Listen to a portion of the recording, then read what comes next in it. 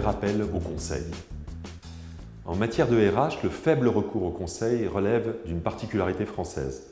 Dans la plupart des autres pays, il est évident pour tous dans l'entreprise que le DRH ne peut être expert sur tout.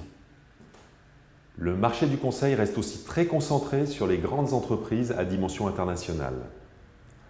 Or, pour l'entreprise qui veut traiter une problématique complexe et faire appel à du conseil à valeur ajoutée, 3 grands motifs émergent, qui se combinent souvent. L'intérêt de mobiliser une expertise pointue appuyée sur l'expérience, même si la démarche mise en œuvre et les livrables doivent être construits sur mesure.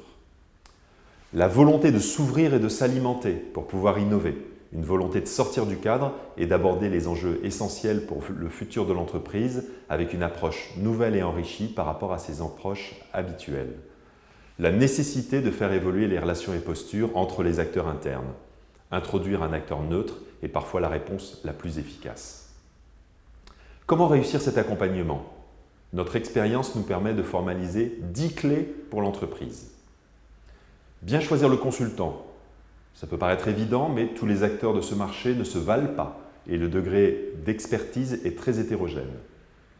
L'associer le plus en amont possible sur la thématique à traiter. Détailler avec lui le besoin et les livrables qui y correspondent, y compris en approfondissant le besoin réel derrière la question posée.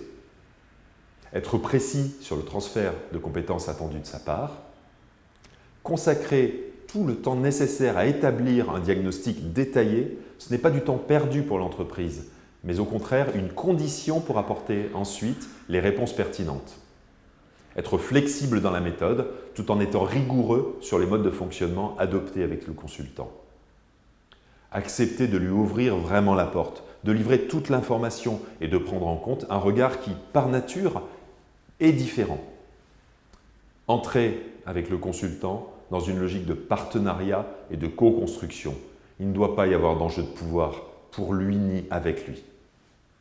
Construire dans la durée, plus le consultant intégrera vos logiques et vos réalités, plus sa valeur ajoutée sera grande.